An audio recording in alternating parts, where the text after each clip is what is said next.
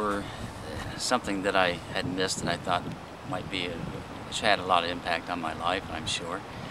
From the time that I was like 5, I don't know, I guess we were every year. Oh yes, I remember that when I was like 3 years old. Every year we went up to our grandmother's house in Falls Church, Virginia, and like for Christmas, during the Christmas time. And I do remember going down a slopey hill once on a sled and hitting the car. I think it wasn't too much of a hill, just a small hill. I think I was 3 years old at the time, maybe, yeah, probably 3, 2.5 maybe, or something of that nature.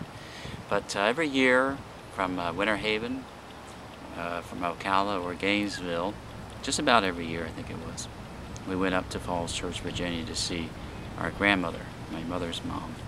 And my grandfather always smoked a pipe, and grandmother always had strawberries with raw natural sugar on top for us. And I remember mowing their yard one time, a big yard, while I was up there in Falls Church, and we'd walk along the small country road and to the store not too far from their house. It was a very nice, quaint country area up there in Falls Church, Virginia. Burlingame is their name. Anyway, that's so we were part of a family, and our uncles and aunts would get together also, and I remember a gathering that we had. One of them was tried to do magician tricks. I don't know how good he was, but anyway, not too with our aunts and uncles, and I guess that's because they are very much devout Baptists, and my mother married a Seventh-day Adventist. Anyway, so even though my father died, but we just didn't go to any church much after that. Seventh-day Adventist church a little bit until my mom got married. They did not accept my mom's new husband. He wasn't really much into being Seventh-day Adventist. So anyway,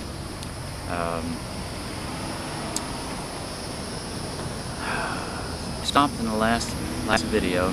I stopped where the brother, older fellow, elder from the church, came to support me in not saluting the flag, not saying the Pledge of Allegiance. I mean, which I hadn't been allegiance for several years now, since the 4th grade. But here was this military person, my teacher, military person, and boy, he was really hot and angry about me not saying the Pledge of Allegiance. But I don't believe in giving my allegiance to a piece of fabric, which a flag is. Many people, they honor their country, and they honor truth, and they honor real life, and in a real way, rather than just a superficial way. Many people say the Pledge of Allegiance, but they really mean it. You can read the book of Esther is very good at that in this Bible. You read the book of Esther. Okay, so now I am going to this church, go to a convention, playing the trombone. I actually played in the convention band once with my trombone. Then shortly after that, they eliminate bands. I think I played maybe at 2. I played at the International Assembly, I believe, and I played at one circuit assembly. And I believe after that they eliminated bands, so no more live music. Except for the singing, taped instrumental music to go along with that.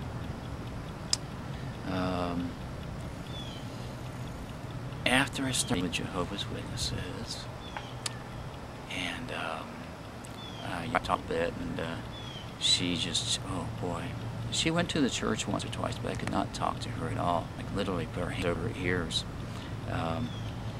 when I tried to talk to her about things that I was learning.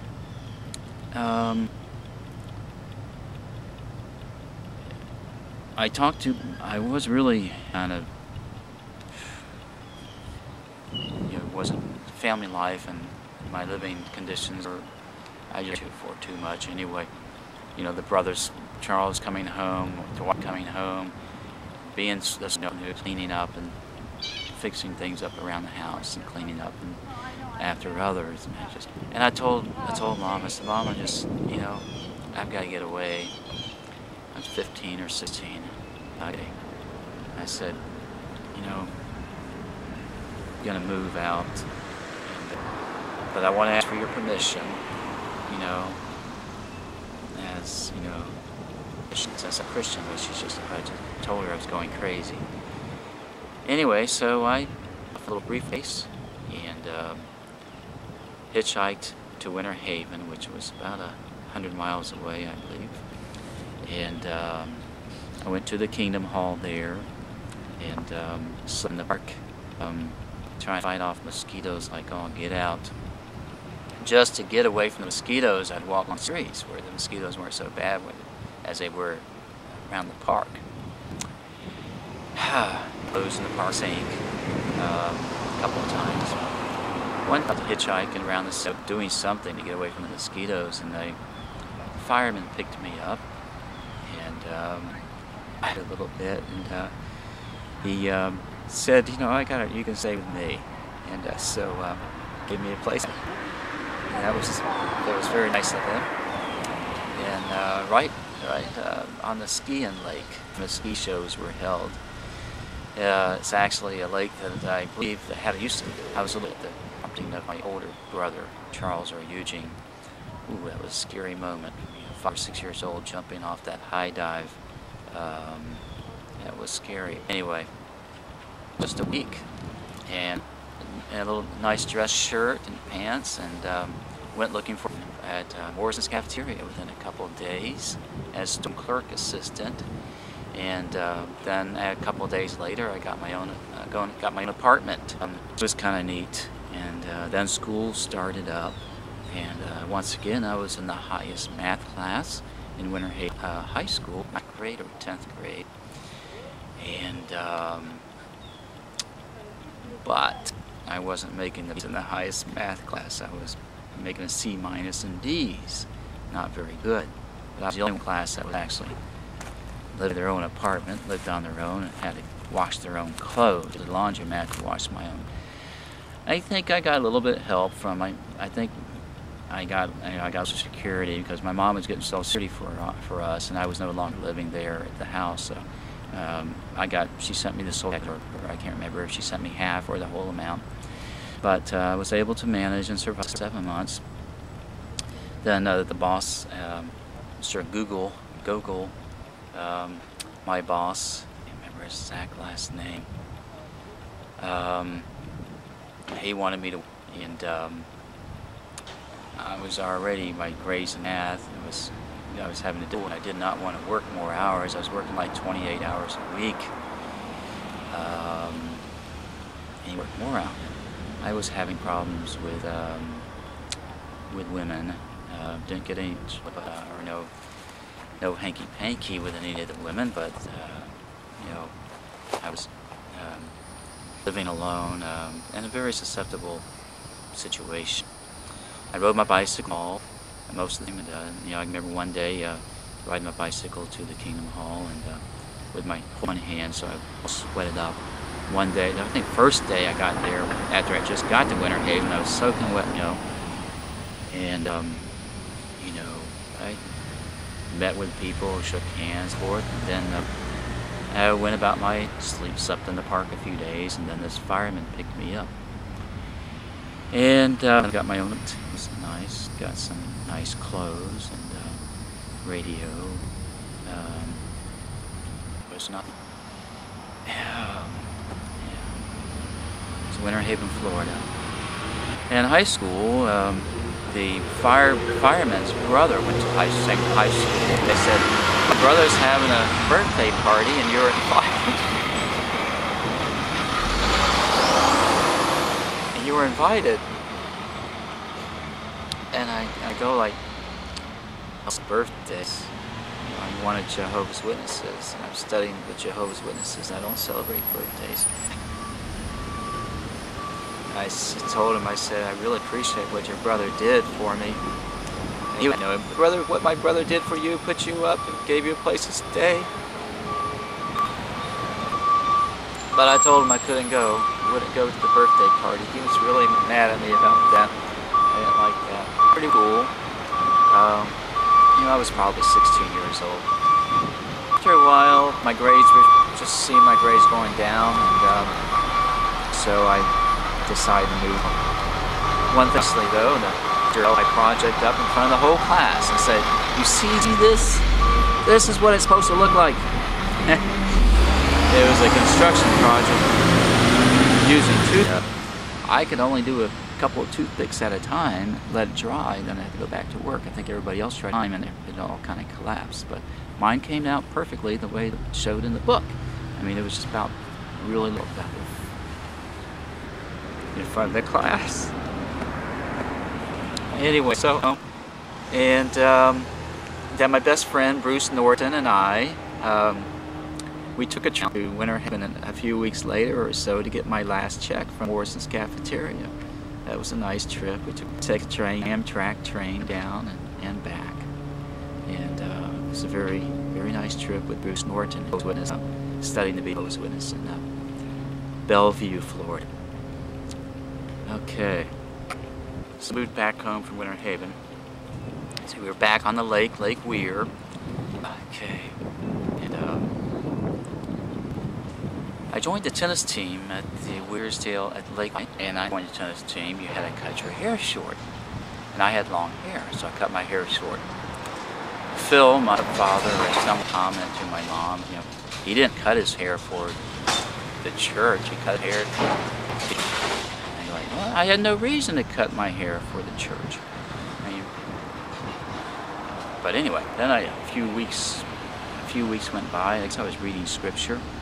Scripture, Corinthians 10 or 11, I think it is, speaks about not having long hair being a dishonor to men. And they're always, Bob Roman picked me up a lot to take me to the meetings, or George DaCosta or Bob Roman, one of them. And I was talking to them about the scripture. And they said, well, we didn't want to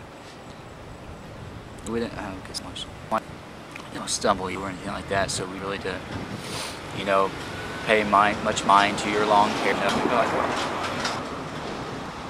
it's in scripture that, you know, long hair is a dishonor for men.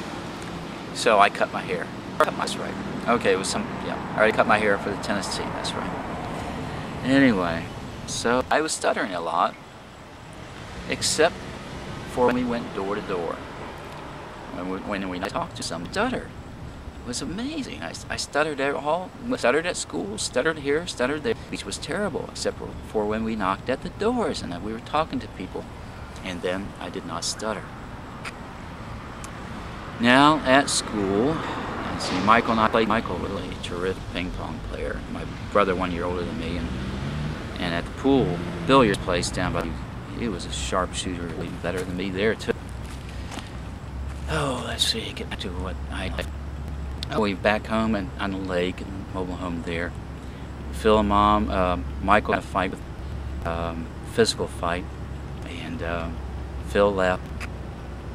Moved the mobile home to Bellevue, and I took charge of most of that. You know, digging for the plant nature, rented a truck to move things. I mean, I didn't rent a truck. No, I borrowed a truck from Anos Costa's father. He loaned me a truck, and I want it back, you know. And Bruce Norton was with me, and we didn't have it back working, you know. It took longer than I expected, and I was just so upset about not being able to get that truck back on time. And Bruce just looked at me, and he's going like, "Wait, you're making too much." Anyway, so he said, "You're making way too much of it." Okay. Anyway, so I returned the truck. Everything was fine and cool. He wasn't mad. So we tried vegetable. We planted a vegetable garden, and nothing grew. Our first vegetable garden. Let's see. We're in Bellevue, Florida. When we were still in the lake, and I returned home from Winter Haven, during part of that time, I could not stay at home. I stayed with Bruce Norton and his family, and then we moved the mobile home to stay with Mom till I graduated from high school, and I don't remember after Bellevue. I can't remember what happened to the mobile home after that. Oh, to Orlando after that, and eventually sold. I graduated from high school. During the last year of high school, it was pretty tough working, and I took trigonometry, and it was like the 4th year of drafting class in school. Pretty good architecture, got really high marks in architecture. Had a really big house plan drawn up, an indoor tennis court, and just all kinds of just a beautiful house plan. To this day, I think it was really exactly what it was. So Bruce and I, we went down to Orlando to the water theme park. And, there, say 1977, I got baptized, and the person who was studying with me told me, Stan Oshkosh, he told me that baptized wanted to be using me to do things, around the church and have privileges, And I said, there's a brother who's not being recognized, and in school, he exemplary in his conduct, and his brother's so exemplary. But he was going to go to college after he graduated from high school. He was going to go to a technical school, and the elders, so they gave him privileges, and they didn't use him to do anything inside the Kingdom Hall. And I spoke to them about that, and I said, I do not want privileges. I will not have any privileges or anything of that nature unless this brother is, unless this problem, and Brother Reese, I think his last name was. He was kind of an Oriental person, Filipino maybe. That's about it. Okay, so the problem was resolved. He was working the sound system shortly after that. And this is about the end of this tape.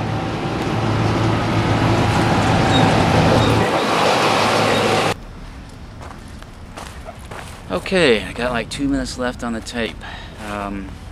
So Reese, Julio, that might have been his brother's name, his younger brother's name, I don't remember.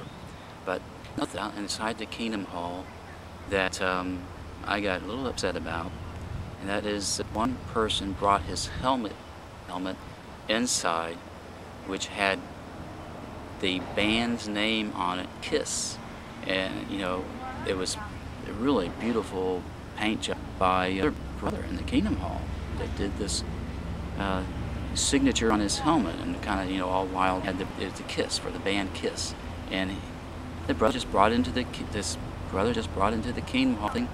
And I go like, wow, so I talked to them about, I talked to certain people about that. So, my sister was really, give her credit, bringing me into the truth. She said, and she was really mad at me because they could take credit bringing people into the truth. Well, I didn't really take it as if Jehovah the truth. I took it more like it was a good religion, and learning the Bible. But I mean, even Bruce Norton asked me, "Well, you see, it's the truth now." I never got that impression that it's the truth, the revelation of, no, I just never got that.